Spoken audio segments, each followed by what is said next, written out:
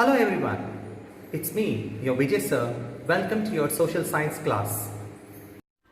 Dear children, today we are going to learn Lesson 3, the Indus Valley Civilization, Class 6th History. Children, before we get to learn the lesson, let's first know how was the city Harappa discovered and who were the archaeologists excavated the sites of Indus Valley civilization. Nearly 150 years ago, children, when railway lines were being laid down for the first time in Punjab, engineers stumbled upon the site of Harappa in present day Pakistan. To them, it seemed like a mound that was a rich source of ready made, high quality bricks. So they carried off thousands of bricks from the walls of the old buildings of the city to build railway lines. Many buildings were completely destroyed. Later, they have found that they have partially destroyed one of the oldest cities in the subcontinent, that is Harappa, a city that was nearly 4,500 years old. In 1820s, a British adventurer, Charles Mason, first saw the mounds in Harappa, which is in present-day Pakistan.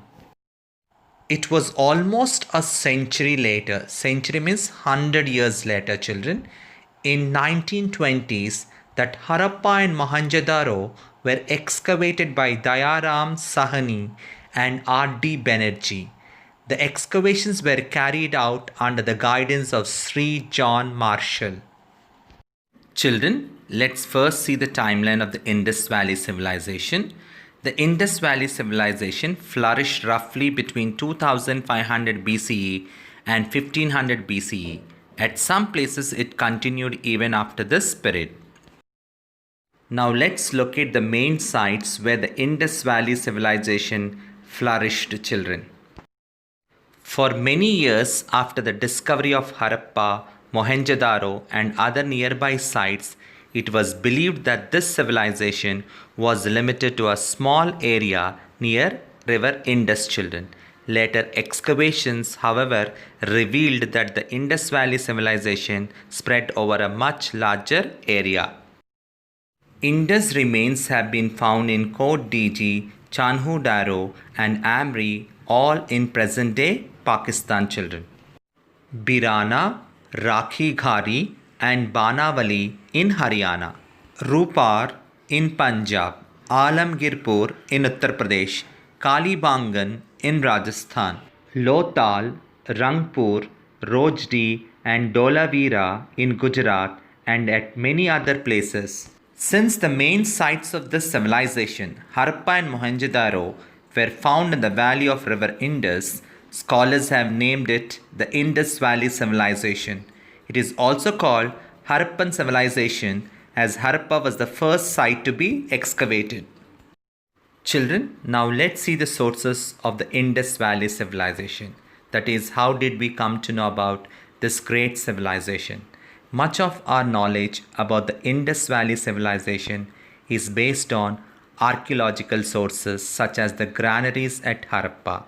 Granaries means, children, a building where grains like wheat, rice and so on are stored. The great bath at Mohenjo-daro, like a swimming pool, children, and artifacts such as ornaments, pots, statues, seals and so on. The Indus script has not yet been deciphered. Deciphered means not decoded, children, and therefore so much knowledge about the civilization still lies hidden. Under main features, we are now going to learn about town planning, children. The Indus Valley civilization is famous for its well-planned cities. The main roads ran parallel to each other. The smaller streets intersected the main roads at right angles. This way, the entire city was divided into a series of rectangular blocks. The main roads were wide, 8 to 10 meters, and curved at the corners for heavy carts to turn easily. There were street lamps on the roads. Houses were built on both sides of the street. They had wells for water supply and even underground drainage system. Baked bricks of good quality were used to construct houses and other buildings. Children, watch this video to understand more clearly about the town planning of the Indus Valley civilization. The houses were single or double-story high, whereas streets were laid out in a grid-like pattern intersecting each other at right angles. Wastewater from the bathroom was directed to the drains which lined the inner streets. The citadel and the lower town, children. Most Indus cities were divided into two parts. The citadel, mean a fort-like structure built on a raised ground, children, and the lower town. The citadel was built on a raised ground. It was enclosed by high walls that provided protection in times of floods. It had public buildings, religious structures, and granaries. The ruling class probably lived here. The lower town was at a lower height than the citadel, but much bigger in area. It had smaller buildings and houses of the common people.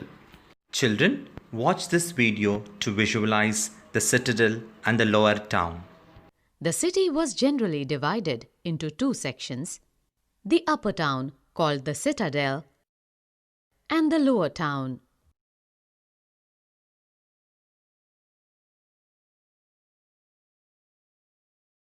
The citadel was usually based on a mound or at an elevated position.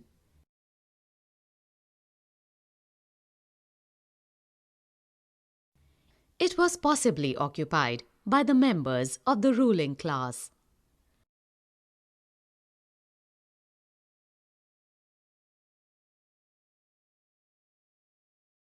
Below the citadel lay a lower town containing brick houses which were inhabited by common people.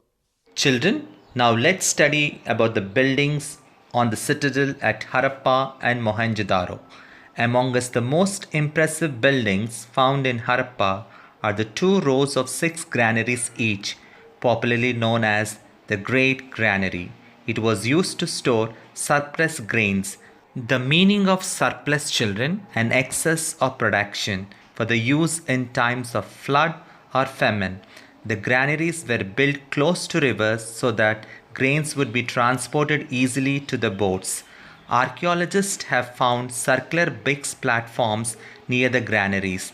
They were probably used for threshing grains.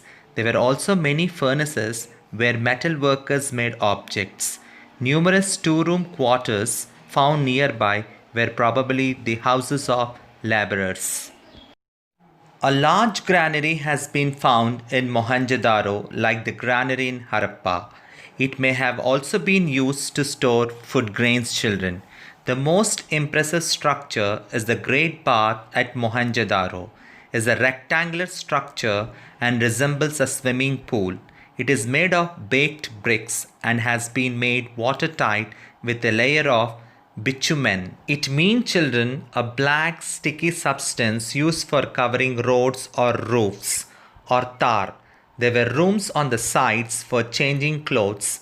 The Great Bath was perhaps used for bathing on special occasions.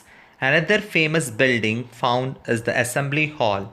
It was a hall with pillars and thick walls. People probably assembled here to discuss important issues.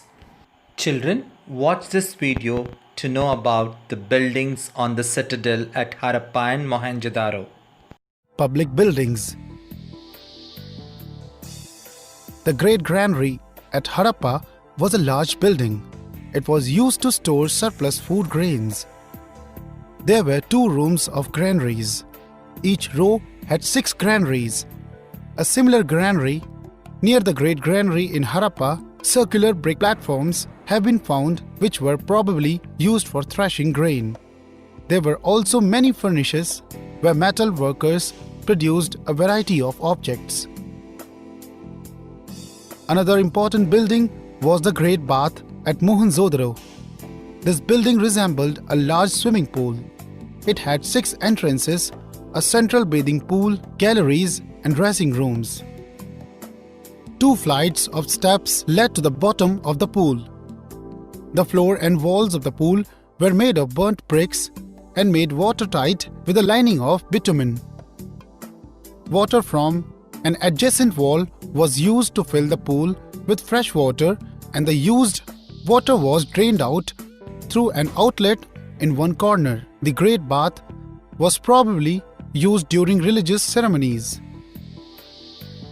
The assembly hall was another striking building found in the Mohenjo-daro. It was a pillared hall with thick walls and 20 pillars made of burnt or baked bricks. This may have been an assembly hall, a prayer hall, or a palace. Children, now let's see how the people of Indus Valley looked like. Children, from the bronze statue of the dancing girl and the statue of the priest king or bearded man, we can make some assumptions how the people of Indus Valley looked like. They have round faces with high cheeks. They have even broad, big pendulous lips, big flat eyes, well-groomed beard and hairstyle.